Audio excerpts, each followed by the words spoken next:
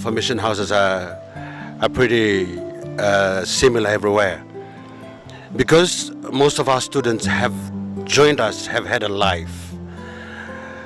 The varying motivations of staying and those who continue to live will always be part of our reality. But I agree with our two formators. The consistency of accompaniment, of journeying with our young, will always be something that is demanded of us, because the young people, like a lot of human beings, have their lows and their ups, their downs and their rising. That makes it exciting than posing as a threat. But for those, I find that it's easy to say the reasons of living a community. It's always hard to find the reasons of staying. So those who leave us hopefully take some of us to their lives, and they're still good and we wish them well. And justice demands us that we still care for them at some level. For those who remain, and of course those who leave, the two formators have articulated that in various ways. Those who leave because of too much of this, little of that, the factors that prevails. I think the socio-economic, political, religious signs of times today makes those who fall on the dragnet, those who remain, to be fishers of men, those who remain to be wanting to be Vincentian missionaries. For us is a joy, because they tell us that our life is authentic, and those who leave us continue to tell us that our life is still authentic. But the challenge to continue to journey with these young is never an easy affair. It demands our time, our patience, our faith, our experiences, and our orthodoxy in following all these things that's required by Resi Formanus. But what it is, I believe, those who leave us is an indication of their own maturity. And for those who remain is still a sign of maturity.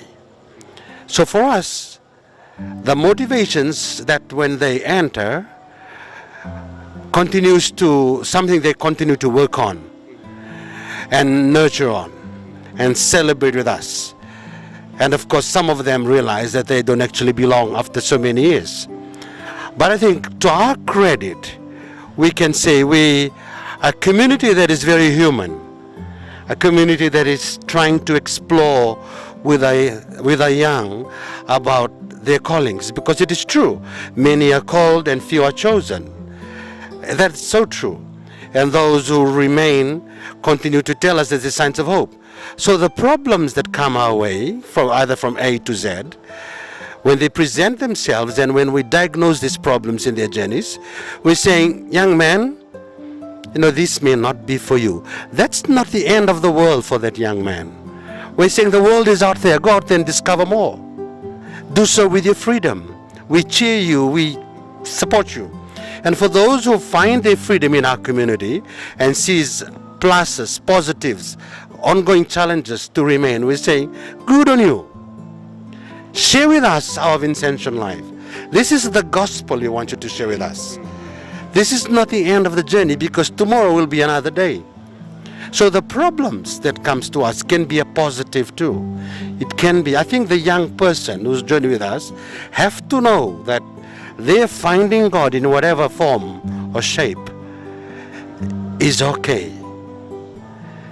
That they can be Vincentians if they say yes to God, because many others, like Father John, many others from India, from China, from Philippines, from Indonesia, many others in the world, in these celebrations of the Jubilee, we're saying Vincentians are all over the world. We're expressing the charism in our different contexts, in our times.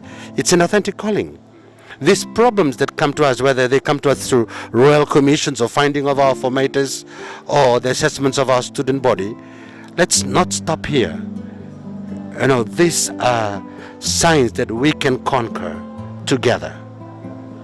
The challenge is to change for young vocation and seminarians in Vietnam. And now in Vietnam we have many vocation, but we don't have a lot formator. That is, I think, the most important for us and challenges for us. Because when they come to our Vai province a lot, and of course they have many things from outside, and the way they live outside, they have many habits outside. They will bring all years come to the seminaries, and how take care and train them, maybe give us the wrong thing outside. Okay, how to get the good thing in seminary, especially the human formation. And in the context of Vietnam, is something difficult from the politics, from the society. I think we need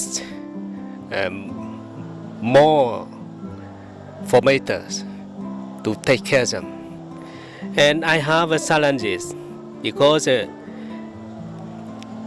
sometimes I need a private discuss with one seminar. And now I have 32 seminars, and I give them one seminar one night. And I lost nearly 2 months.